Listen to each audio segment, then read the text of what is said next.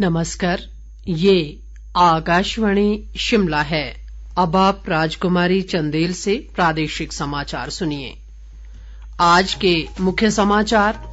केंद्रीय वित्त मंत्री ने वित्त वर्ष 2023-24 का बजट लोकसभा में किया पेश। बजट में आयकर दाताओं को राहत। प्रधानमंत्री नरेंद्र मोदी ने कहा, बजट में समाज के वंचित लोगों को दी गई प्राथमिकता। मुख्यमंत्री सहित कांग्रेस नेताओं ने केंद्रीय बजट को बताया निराशाजनक। भाजपा ने ऐतिहासिक बजट करार दिया।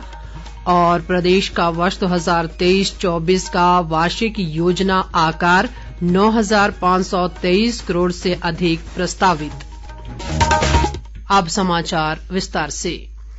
केंद्रीय वित्त मंत्री निर्मला सीतारमण ने आज लोकसभा में वित्त वर्ष 2023-24 का बजट पेश किया। नरेंद्र मोदी सरकार के दूसरे कार्यकाल का अंतिम पूर्ण बजट पेश करते हुए वित्त मंत्री ने कहा कि ये अमृतकाल का पहला बजट है। बजट में आयकर दाताओं को भी राहत दी गई है। आयकर स्लैब की संख्या 6 से घटाकर 5 कर दी गई है और अब 3 लाख रुपए तक की आय वाले व्यक्तियों को कोई कर नहीं देना होगा। 3 से 6 लाख रुपए तक की आय वाले करदाताओं को 5% की दर से कर का भुगतान करना होगा। 6 से 9 लाख रुपए तक की आय पर कर की दर 10% और 9 से 12 लाख रुपए तक ये 15% होगी। 12 से 15 लाख रुपए तक की आय वाले करदाताओं को 20% कर देना होगा। 15 लाख से ऊपर की आय पर आयकर की दर 30% होगी। नई कर व्यवस्था का विकल्प चुनने वाले करदाताओं को 7 लाख रुपए तक की आय पर कोई कर नहीं देना होगा। वित्त मंत्री ने वेतन भोगियों और पारिवारिक पेंशन भोगी सहित पेंशन भोगियों के लिए मानक कटौती का लाभ नई कर व्यवस्था में भी देने का प्रस्ताव किया। बजट में चालू वित्त वर्ष में देश की आर्थिक विकास दर 7% रहने का अनुमान है।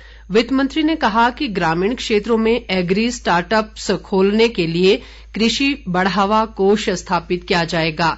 इसका उद्देश्य किसानों के सामने आ रही चुनौतियों का नवाचार और किफायती समाधान उपलब्ध कराना है। मोटा अनाज यानी मिलेट्स के लिए श्री अन्न वैश्विक केंद्र बनाने के लिए भारतीय बाजरा अनुसंधान संस्थान हैदराबाद को उत्कृष्टता केंद्र के रूप में बढ़ावा दिया जाएगा। पशुपालन, डेयरी और मत्स्य पालन के लिए कृषि ऋण को 20 लाख करोड़ रुपए तक बढ़ाया जाएगा। बजट में पीएम आवास योजना के लिए परिव्यय को 66% बढ़ाकर 79,000 करोड़ रुपए से अधिक किया गया है। वित्त मंत्री ने बताया कि इस बजट में हरित विकास पर विशेष ध्यान दिया गया है। बजट में रेलवे के लिए अब तक के सर्वाधिक 2,40,000 करोड़ रुपए के पूंजीगत खर्च का प्रावधान किया गया है। आजादी का अमृत महोत्सव के अंतर्गत नई बचत योजना महिला सम्मान बचत प्रमाण पत्र लाई जाएगी।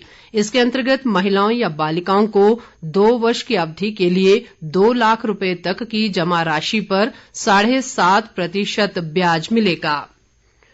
प्रधानमंत्री नरेंद्र मोदी ने केंद्रीय बजट 2023-24 की सराहना करते हुए कहा है कि अमृतकाल के इस पहले बजट से विकसित भारत की महत्वाकांक्षा पूरी करने का मजबूत आधार बनेगा। आज संसद में केंद्रीय बजट की प्रस्तुति के बाद अपने संबोधन में प्रधानमंत्री ने कहा कि बजट में समाज के वंचित लोगों को प्राथमिकता दी गई है। प्रधानमंत्री ने ऐतिहासिक बजट पेश करने के लिए वित्त मंत्री निर्मला सीतारमण सहित उनकी पूरी टीम को बधाई दी है। सूचना और प्रसारण मंत्री अनुराग सिंह ठाकुर ने केंद्रीय बजट को मध्यम वर्ग और युवाओं का हितैषी तथा उन्हें सशक्त बनाने वाला व समावेशी बताया है। उन्होंने आज एक ट्वीट में कहा कि बजट में करोड़ों भारतीयों के जीवन को आसान बनाने के लिए कई अभूतपूर्व फैसले लिए गए हैं। भारतीय जनता पार्टी के राष्ट्रीय अध्यक्ष जेपी नड्डा ने बजट को अमृतकाल का पहला बजट बताते हुए कहा है कि इससे विकास और रोजगार को प्रोत्साहन मिलेगा।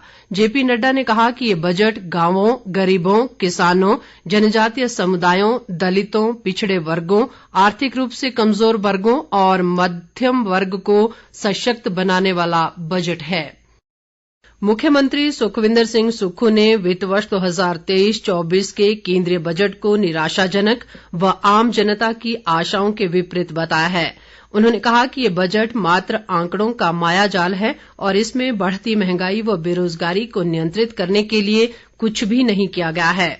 मुख्यमंत्री ने कहा कि बजट में प्रदेश के विकास के लिए कुछ भी नहीं है और बजट में राज्य में रेल व राष्ट्रीय राजमार्गों के विस्तार के लिए कोई प्रावधान नहीं किया गया है। सुखविंदर सिंह सुक्खू ने कहा कि कर्ज के बोझ से जूझ रहे राज्यों के लिए बजट में कोई भी विशेष छूट नहीं है। मुख्यमंत्री ने कहा कि बजट में छोटे पहाड़ी राज्यों के लिए जून 2022 से समाप्त जीएसटी प्रतिपूर्ति को फिर से शुरू करने के लिए भी कुछ नहीं किया गया। उन्होंने कहा कि ये बजट हिमाचल के लिए निराशाजनक रहा है। प्रदेश कांग्रेस अध्यक्ष प्रतिभा सिंह ने केंद्रीय बजट पर निराशा प्रकट करते हुए कहा है कि इससे न तो देश की अर्थव्यवस्था सुधरेगी और न ही विकास दर हासिल होगी। उन्होंने बजट को जन विरोधी और दिशाहीन करार दिया। प्रदेश भाजपा ने केंद्रीय बजट को अमृतकाल का ऐतिहासिक बजट करार दिया है। विपक्ष के नेता जयराम ठाकुर ने बजट को सर्वस्पर्शी, सर्वसमावेशी और हर क्षेत्र के सर्वांगीण विकास के प्रति समर्पित बताया है। उन्होंने कहा कि ये गांव, गरीबों, किसानों, आदिवासियों, वंचितों, दिव्यांगजनों और मध्यम वर्ग के लोगों को सशक्त और सक्षम बनाने वाला बजट है। वरिष्ठ भाजपा नेता व पूर्व मुख्यमंत्री प्रोफेसर प्रेम कुमार धूमल ने कहा है कि केंद्रीय बजट युवाओं, महिलाओं, किसानों और एमएसएमई को तरक्की व लाभ के नए अवसर पहुंचाने वाले निर्णयों और योजनाओं से परिपूर्ण है। बजट की सराहना करते हुए उन्होंने कहा कि आम बजट में केंद्र सरकार ने मध्यम वर्ग को बड़ी राहत पहुंचाई है।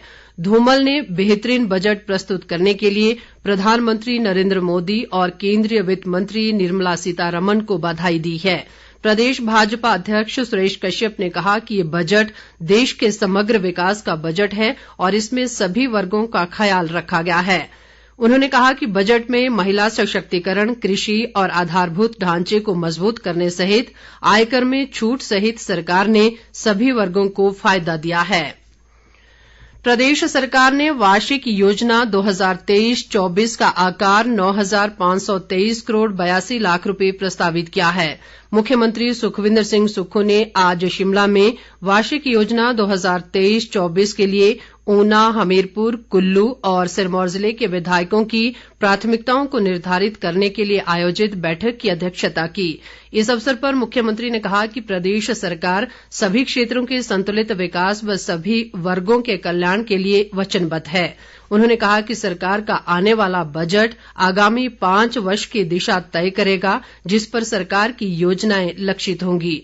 सुखविंदर सिंह सुक्खू ने अधिकारियों को संतुलित योजनाएं तैयार करने और इनके कार्यान्वयन को गति प्रदान करने को कहा। मुख्यमंत्री ने शिक्षा विभाग को 15 फरवरी तक प्रदेश के 1ली से 12वीं कक्षा तक सभी स्कूलों में बच्चों के बैठने की व्यवस्था और स्कूल भवनों की स्थिति का ब्यौरा प्रस्तुत करने के निर्देश भी दिए।